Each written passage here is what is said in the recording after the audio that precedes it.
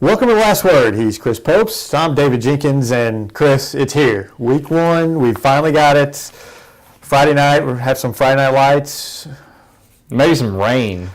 Some lightning delays. Rain needs to go away. Lightning delays, humidity, First mosquitoes. few weeks you have to worry. It's just a great. First few weeks you got to worry about the rain and the weather. Mosquitoes are obviously going to be a factor, and just slow play because you're getting all the kinks out, penalties, false starts. Penalties, cramps. Yep. You're going to have a player in the second half. You're going to have a player hurt on every play because they're going to be cramping up. Maybe. It's going to Hydrate before the game. I love starting these games second week of August, third week in August. Love it. Misha, come on. I'm on Misha's back all the time, and this is one of my biggest gripes. We don't have to finish the season at Thanksgiving. We can push it back and finish it 1st of December. We can cut that basketball season a little bit shorter. That'd be great. I agree, and I understand I get it why they do that, but most of the teams they're not going to be there. It's not one of those things. It gives I know it kind of cramps basketball season a little bit, gives some teams some extra whatever, but I think it's just way too early in my mind. I say push basketball season back 2 weeks. Just push it back 2 weeks. I'm all right with that. And if we have to extend it 2 weeks, that's fine. Whatever.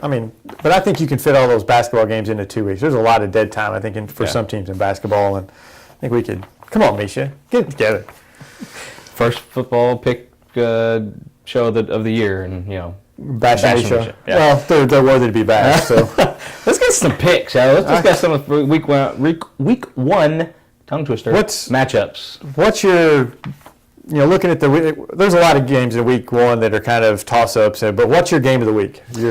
I got to go Cape Central, Mountain View, Liberty. Mm-hmm. Cape Central coming off of a very good year last year, semifinal matchup. Mountain View Liberty is a Class 2 team that always seems to be in the hunt for a Class 2 title, but always seems to end up getting beat by Lamar. Mm-hmm. Just one of those deals. And they always open up week 1 with the Southeast Missouri school and always just hammer them to no end. Sorry, Caruthersville. They do. That has become a trend for Mountain View Liberty. I think that ends this year, though. I do too. I'm going to go with the bigger Class 4 Cape Central. Mountain View Liberty has earned my respect as a small school, and at the Class 2, they're very capable of winning this game. They're very capable, but Class 4, Cape Central, they still have weapons. I know they don't have Al Young, but they still have Chisholm. They still have the Harris kid. They still have the other Harris kid. Mm-hmm. They have some pieces there still. They have some skilled guys that can do some damage. And from what I saw, they have a few of their linemen still left. I know they're kind of rebuilding a little bit, just like every team is. But I give the edge to the bigger, supposed to be bigger, Class 4 Cape Central. Right. I'm going to take Cape Central by 1 point. But I will not be shocked if Liberty wins this game. Not at all. And it's one of those cases where we don't know what we don't see Liberty. We see Liberty once a year. Mm-hmm. We know what they bring to the table that against Clairsville last few years. This Cape Central team is better than those Clairsville teams. In my mind, I think it's going to be a close game. I think anybody can win it. I'm going to say Cape Central just because they're Class 4, but sometimes that doesn't mean anything. Going on the road is also a factor. Going to Mountain View Liberty. It's a haul. There's some excitement with Cape Central, a new coach. And we know he's going to bring some excitement to them. He's going to get them fired up for that first game. I'm going to take Cape Central, but like I said, that's a toss-up for me. Yeah. Another game that kind of sticks out to me is Hayti at Thayer. Hayti, we talked a little bit about them last week. A new quarterback in from Texas named Alan Mills, who I kind of watched some game tape on him. A dual threat guy. I think he can really throw the ball though. They've got great receivers. Thayer has beaten Hayti last few years. They beat them last year. Thayer's always good. You're going to Thayer. That's a tough place to play. I'm going to take Thayer in a close game, but that's another one. It won't surprise me if Hayti wins that game. I want to take Hayti. I really do too. But their inconsistencies last year kind of led me to it's first game. You're not going to be on point. Either team's really not going to be at their best, obviously. But they're at home. They've proven to kind of not handle our teams, but get away with wins for our teams around here. Now Hayti, I'm usually a guy that I haven't seen Alan Mills. I haven't seen him, the eye test. I'm sure he's worthy of taking over that quarterback spot. But taking the ball out of maybe one of your most dynamic playmakers' hands, I'm not a fan of that. But maybe in this case, I maybe am. You get him in another spot. with Dayon Moore making plays and guys like that. I think it might work well for Hayti, just not this week. I think one of the things that is going to get, Thayer, I think, is a little bit deeper than Hayti. And when you get in that second half, you're in a close game, and you've got guys pulling up with cramps, and you've got guys, not used to playing a 4-quarter game. I think that's going to lend way to Thayer, and I think that's how Thayer wins this game. They win it late. But I could be very wrong. Hayti could just go in there and just hammer them. Yeah. It's one of those things where for week one, we don't know. But, I'm going to go Thayer. But I think that's an interesting game, right off the bat between two Class 1 schools. Yeah, we got another kind of local matchup, kind of maybe some draw some efforts with the Bills. Caruthersville versus Portersville. It's at Portersville. Caruthersville, they just kind of been the solid, consistent team that they have been over the last few years. Obviously, they've kind of dropped off since the Monroe days. But Portersville is a team that you mentioned last week is kind of your sleeper team. How do you think they fare against this Caruthersville team? It's another toss-up for me because I think Portersville can win this game. I think Caruthersville is Caruthersville. They've 7 straight winning seasons. I think they're at the they're one of the most consistent teams in Southeast Missouri. Now they're breaking in a new quarterback, Lamont Bell, who's going to take over for Peyton Faulkner. Those are big shoes to fill. On the other side, Portersville is breaking in a new quarterback, Ian Torrey, with taking over John Garrett Kellums, who set all kinds of throwing records for them. So in both cases, I think Caruthersville is a little bit deeper defensively, and I think, especially on the line, and I think, when it comes to line plays where it's won and lost, I think Caruthersville squeaks out a win here, but it won't shock me to see Portersville win it. For me, it's a toss-up, but Caruthersville, with their line play, I think can win this game. Portersville might be the smallest team we have as far as numbers out. I think they have 30 kids on their roster, which hasn't really hurt them in the past. I looked over at Coach Bullock's record since he's been there. He's had winning seasons, with those kind of numbers, right? And that's impressive. They play the Caruthersvilles, they play the Maldens. They don't win a lot of those games. But they seem to always be in the hunt. With Torrey, I think he's one of our more athletic quarterbacks we're going to have in the area. I think he's going to have a great year. He's got a weapon in Hunter Gates, and I like Portersville, but not in this game. I'm taking Caruthersville by a couple touchdowns. Well, I think it's going to be close. Yeah. Another game we got is Crystal City at Chaffee. Chaffee bringing back their freshman quarterback from last year, Landon Tinkoff.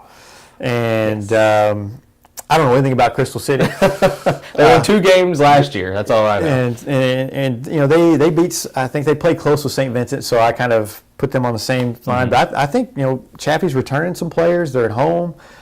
Some excitement there. I think Chaffee squeaks out a win. Landon Tinkoff does what he does. I saw him for the first one time last year. He's a playmaker. He's somebody that gets the job done. And having home, and like you said, Augie Knutson is another guy that kind of is a core guy that's been around for a while.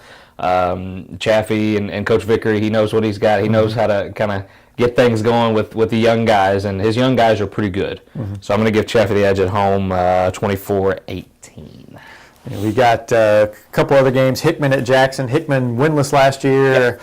You don't want to bring a winless team into the pit. No. I think Jackson rolls in that one. Jackson wins. My scores are not blowouts because it's first week. I never really think too much about teams of the first week. Just get the jitters out, score a couple touchdowns, win the game. I do have Jackson winning comfortably, but not by blowout. DeSoto at Perryville. I saw DeSoto last year against Sykeston at the end of the year, and they look pretty good. They almost beat Sykeston. They returned their quarterback, who I was very impressed with, a couple of their running backs. Perryville returned some players too from their team. They were much improved last year, but I think DeSoto just has too much firepower. They win it. I don't know why, but I'm taking Perryville by a touchdown. Perryville. Better be careful. Perryville's always the kryptonite. Always the kryptonite when it comes to these picks. So we got Dexter at St. Gen. That's the annual. Starting off the season with Dexter, going to St. Gen. Dexter is, I think, they got a new coach in Kevin Goltra. Definitely in a rebuilding mode, losing Ethan Stevens and just trying to find that niche for them and going back to the power run game. Going against St. Gen wins. Yeah, Dexter always starts off with a beating in the first game, and St. Gen, I've heard they're not as good this year. I've heard that they lost a lot from last year, but I think Dexter, the excitement's there, and I think they'll be in the game, but I think St. Genevieve pulls away late. I'm with you. Got Freddie-Town at Kennett. Now Kennett, they lose. They lost Ed Wilson. Ed Wilson. They lost. I think it's Britt Harris. I believe is what it was. They lost Ed Wilson. They lost Ed Wilson. Kennett, it's you saw him at the Jamboree. What did you think of Kennett? They don't look bad. I think they're going to be okay. I don't think there's, obviously they're missing the explosiveness of Wilson, and their quarterback is more of a drop back, a passer now. But they still have weapons, and they still have some speed, some athleticism. I think they're going to cause Fredericktown some problems. I think it's a close game, but I think Kennett pulls it out. Playing at home. Fredericktown supposedly has a good quarterback and have some big kids, but I think Kennett's athleticism will take over, and I think they'll win it. I got Kennett by 1. 21-20, baby. Better hope they have a good kicker. Nail biter. We've got Grandview at Scott City. Yes. Scott City, they returned some talent this year, but for some reason they just never seem to really put it all together for an entire season. They'll look good one week and not the next, but we'll see. These guys are seniors this year. A lot of their players, Ty Wilthong and Braden Cox, I think they put it together, and Scott City beats Grandview to start the season. I think they get by Grandview rather easily. Scott City, like you said, they seem to come for certain games. If they can ever put that together, they can possibly vie for a conference and district, go deep into the district with them being in Class 1, District 1. That kind of district runs through Valley, but Scott City, they have the potential to always do that. I think they get off to a good start here, but we'll see after this game. Kelly at East Prairie. I've got East Prairie rolling in this one. East Prairie, we're going to roll. Now they were your team last year. They were my team. They kind of disappointed after not wearing the red black this year. After that Hayti game, Brett Ellis went down, and they just kind of came back to earth after that one. This year they got Derez Tippler. He's going to be the quarterback. He's a very athletic guy. Still got Devin Jones, who's an all-purpose star for him. But on the other side, Kelly, youth. They are very, very young. Not a lot of experience returning back from kind of a below-average team last year. 16 sophomores and 12 freshmen vying for playing time for them. So that's going to be that's a lot of youth there. Yeah, lots of youth. But I got East Prairie winning comfortably. I saw East Prairie at the Jamboree the other night. They Tippler and Jones are very athletic, and they're for anybody in Class 2. They're going to be hard to handle. So and they got some linemen back, and they got some big kids that kind of anchor that line. And East Prairie they have the chance to kind of make some noise in that district. Yeah, they're going to be pretty good. New Madrid at Malden. I've got Malden rolling. New Madrid with a new coach. They're trying to build. I saw them at the Jamboree. They're better than they were last year. They're definitely better, but are they good enough to beat Malden? No. Sorry. I'm with you. They last year they kind of kept this game close a little bit early on, but Malden they're still going to be strong. They're still going they lose 4 All-Staters, but they still have guys that were kind of waiting in the wings behind them, ready to take their mark. And success breeds success, and these guys are hungry, like Coach Joe Wyatt told me. Malden's going to be too tough for New Madrid. Riverview Gardens at Poplar Bluff. Poplar Bluff opening their new stadium, which is just really nice. I've seen some pictures. It looks great. Riverview Gardens winless last year. Poplar Bluff rolls. I'm with you. I got Poplar Bluff winning 40-24. Sykeston at Charleston, the annual rivalry game. Charleston, man. You drop Dexter, you drop Kennett from your schedule, you drop New Madrid from your schedule, and you're still playing Sykeston. Ouch. Not a way you want to start. We talked about this last year. I think it's time we stop. Yeah, I was actually for this game for a long time, but I'm looking at it now as it's time to. I hate seeing Charleston dropping games like Dexter, New Madrid, and games that they could here in a year or two they're going to be able to compete in. Where and you're leaving against Sykeston. I don't know. So I think Sykeston rolls. Charleston's going to get a win this year. Charleston's on a 21-game lose streak. They're going to get a win this year. I think Week 3. I'm marking it down right now. They're getting a win, and they're going to get off the snide, and they're going to be better. I agree. They got Jeremy Tucker coming back. He's a guy that can get going. Returning quarterback, a couple other skill guys that's around. They just got to put it together. They just cannot put it together one game. Just have just one good game to put it together. This turnovers kill them. They'll be able to do it this year, I think. Not week 1. Sykeston rolls. It's tough start for them week 1, but and then I think week 2 they have Hayti, another tough start. So, and the last game on our little picks list is really not much of a game. It's Valley Catholic hosting St. Vincent.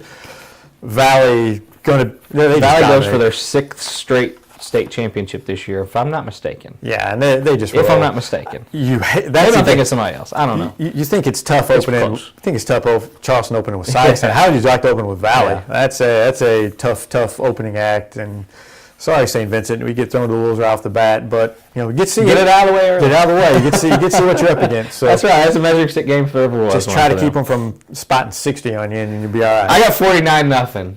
I didn't go the 60. I didn't go 60 either. I didn't go First 60. week, man. But it won't shock me to see him put up 70 the way Valley is. Not at and all. Not most at of all. that in the first half. So Lots of questions, I think, the first week. It's always fun. It's always exciting to see what you got. But at the same time, it's still week one. You can't get too excited over wins. Can't get too excited over losses. Right. Because it is just week one. But it's exciting time to get the season started finally. right, and we got the new conferences. We didn't touch on them last week, but the new conferences, which are just some smaller conferences, just 4 teams instead of 5. So that'll be interesting to see too how that plays out through the course of the season. So hopefully we'll stay dry Friday night. Bring no your galoshes and raincoat. no lightning delays, no rain. So hopefully keep it away and we get the first weekend.